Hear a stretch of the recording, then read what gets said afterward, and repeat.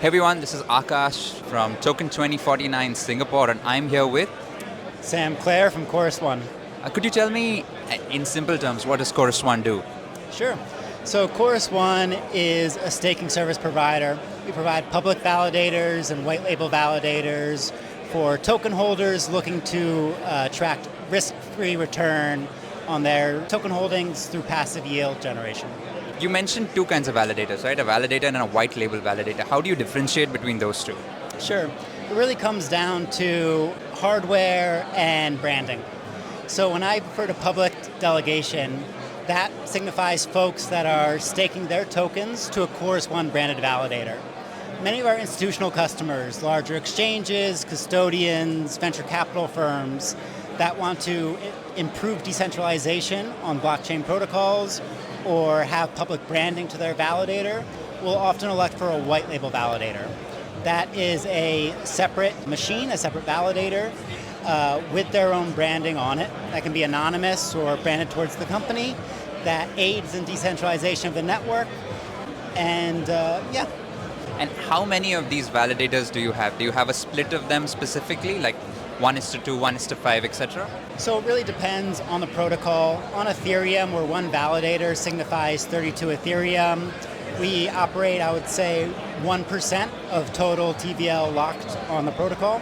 For most protocols that we run, we'll have at least a Chorus One branded validator. We run validators on 60, 70 plus blockchain networks, so quite prolific there. And then in terms of white label validators, I don't have a specific number for you, but generally we'll have one or two white label validator customers per network. Oh, per network, one or two, and then normal validators can be countless, right? Well, I wouldn't say countless. There is definitely a limit on them. For most blockchain networks, there will be a cap on the number of validators within the active set. So a good example that's very timely for today is Archway, which is a Cosmos SDK network, actually reduced their validator set from 100 to 40.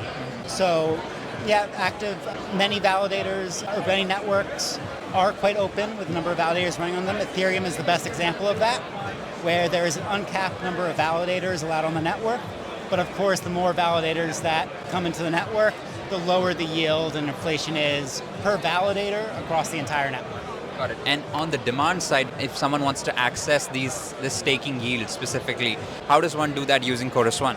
Excellent question. The simplest way is through public delegation to one of our branded validators. Generally, based on the network, there is no minimum delegation requirement. So whether you have 5 tokens or 500,000 tokens, you can delegate them to a Chorus One validator and begin rewarding proportional rewards in that native token. And another use case for at least staking yield tokens is a derivative, right? Lido gives out this, Rocket Pool, Coinbase, etc. Is there a way to receive a derivative token with Chorus One? Absolutely. So generally we provide on-chain staking services, so we are not issuing these liquid stake tokens ourselves. Although we are validator operators, for example, on Lido, on Drop for the Cosmos ecosystem. So we're running the validators in the background. Now with Chorus One's DApp, Opus, users have the discretion to take their staked ETH and mint LST token natively, OSETH, built on the back of Stakewise smart contract infrastructure. Users can then take those liquid stake tokens, whether it's from Lido or OSETH from Stakewise or any other liquid stake providers out there, and restake those liquid stake tokens to platforms like EigenLayer or Symbiotic in order to attract additional yield. Restaking is a relatively new concept within the Ethereum space, but one that's generated a lot of interest and a lot of client-side demand over the past year. And are you seeing that as well in terms of the demand that is seen in OSETH specifically with Opus? We have, actually. So there has been a nice resonance effect there, as well as a nice merge between the Stakewise and Chorus One products. So yeah, we continue to see TVL enter the Stakewise protocol and increase liquidity for OSETH tokens and various DeFi platforms like Aave, like Balancer, Curve. Although at Chorus One, we care first and foremost about on-chain validators. What does your roadmap look like in terms of pushing liquidity for OSETH into in this case, the Ethereum ecosystem. Are you starting with a particular chain? You mentioned Aave and Balance. Are you starting with lending and DEXs? How does that roadmap look like? So that roadmap is primarily driven by the Stakewise team, which is a Chorus One partner. Our concern first and foremost is always on the validator and on the layer one protocol itself. And so while we're very happy to see the increased liquidity of OSE in those DeFi platforms, our main concern as a non-custodial staking provider is providing the most resilient and robust infrastructure possible. Got it. Last question. What is your goal on the developer side for the rest of the year?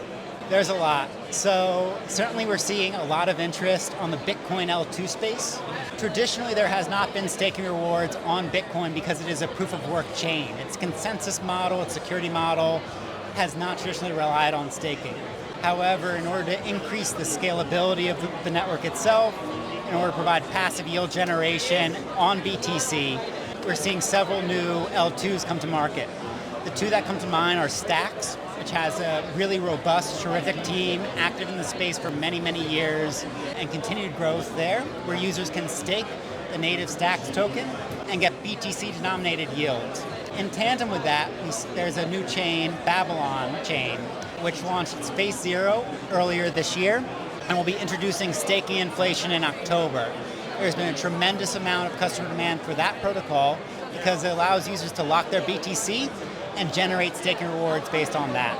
The real genius of Babylon Chain is it also allows users the discretionary ability to secure other proof-of-stake chains in the Cosmos ecosystem, for example, and earn yield based off those proof-of-stake chains.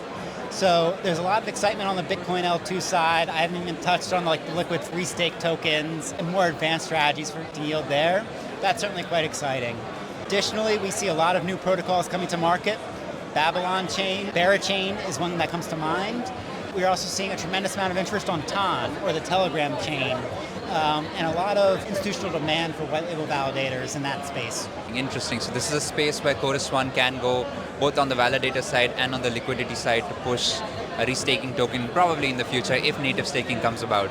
Again, we really view our core competency as providing staking infrastructure, so we're much more concerned on providing resilient, redundant validators that maximize that basic yield that you would collect from securing the network itself.